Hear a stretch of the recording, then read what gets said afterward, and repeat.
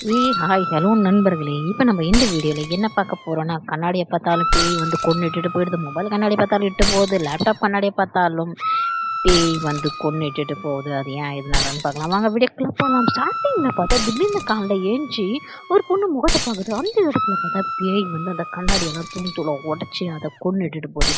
இன்னொரு பொண்ணு மேக்கப் பண்ணுறதுக்காக கண்ணாடி உட்காந்தாங்க. அந்த இடத்துலையும் பேயை வந்து கூட்டிகிட்டு போகுது. யாரெல்லாம் கண்ணாடி பார்க்குறாங்களோ அவங்கள எல்லாத்தையும் கொடூரமாக பேய் கொன்று அந்த கண்ணாடி உலகத்துக்கு கூட்டிட்டு போகுது. இந்த பொண்ணுங்களுக்கு எல்லாத்துக்குமே சாவு. பொண்ணுங்களும் சரி ஆம்பளைங்களும் சரி, யாரெல்லாம் கண்ணாடியை பார்க்குறாங்களோ அவங்களுக்கெல்லாம் சாவு. மொபைல் கண்ணாடியை பார்த்தாலும் சாவு. அப்புறமேட்டுக்கு பையன் பார்க்குறான், பையனும் அந்த கண்ணாடியை பார்த்தாலும் பையனுக்கும் சாவு. எல்லாத்துக்குமே திடீர்னு பார்த்தா மறுநாள் காலையில் ஏஞ்சி பார்த்தா மொபைலை பார்த்தா சாவு.